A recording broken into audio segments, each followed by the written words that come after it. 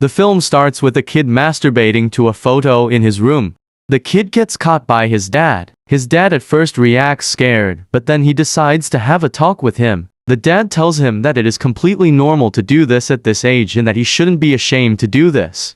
After the conversation ends, his son tells him that he loves him. After the dad leaves, we see the picture that the kid had. Turns out it was a picture of his dad. We then see a scene in which the family is taking a picture. Instead of looking at the camera, the kid just looks at his dad, which makes the family very uncomfortable. We then skip forward many years later. We see that the son is now getting married. We see that everyone is happy, but the dad looks nervous. The son, who is next to his dad, starts making him feel uncomfortable.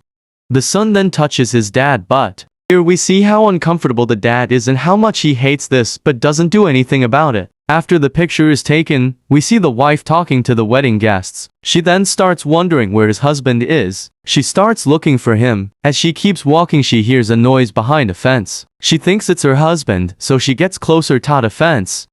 But what she ends up seeing was terrifying. We see her husband and her son taking their clothes off. The son goes down to his knees as he starts taking his dad's pants off. We can see the traumatized look of the dad. He can't do anything about it even though he wants to. The mom could not believe it, even though she should tell anyone she doesn't. After the wedding, the family has dinner together. The mom tells his son to get his father because dinner is ready. The dad is in his writing room, where he writes books. We see that he's typing about his experience with his son and how he regrets not doing something about it. He's desperate to tell someone about this. The dad hears his son coming, so he shuts down his computer before his son could see what he was writing about. During dinner, we see the family having a normal conversation, but then they show us that while they were having a conversation, the son was touching his father. After dinner, the dad prints his book about his experience with his son. He leaves it in his bedroom so his wife could read it as a call for help. The son then tells his dad that his bathroom wasn't working, so he was going to use their bathroom. The dad tries to keep him away from his room, but he wasn't able to stop him.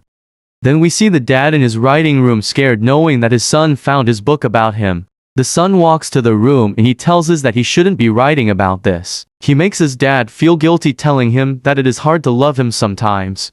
He then takes his book and tells him that he is going to burn it. He then threatens his dad, saying that if he finds another copy of the book, he's going to hurt him.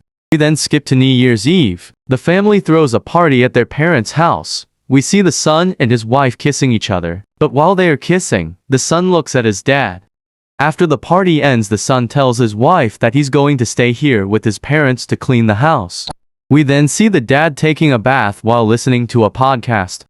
The son then tries to open the door of the bathroom, but the door is locked. He then starts yelling his dad's name, telling him to open the door. The son then starts breaking the door. The dad gets nervous, but he knows he can't do anything about it. The mom, who's in her bedroom, hears all the screams of pain, but instead of doing something about it, she just turns up the volume of the TV and ignores all the noise. The next day, the dad gets a copy of his book that he had printed. Before he can share it with anyone else, his son finds him. His son tries to make him feel guilty again, but this time it doesn't work. The dad runs away as fast as possible from his son. He doesn't notice that a car was coming, so he gets ran over by the car, causing him to die.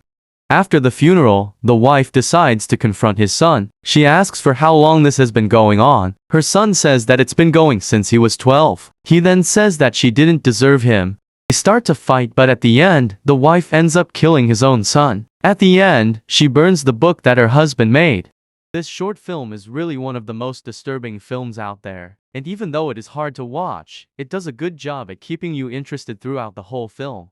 The topics that these film covers are also very interesting. We see topics that a lot of movies don't want to talk about. We see how abuse affects us, but we just let it happen to us. Thanks for watching this video, and I hope you enjoyed watching it. Check out my other videos if you want to see more content about movies, video games, and TV shows. Thanks for watching and hope you have a great day.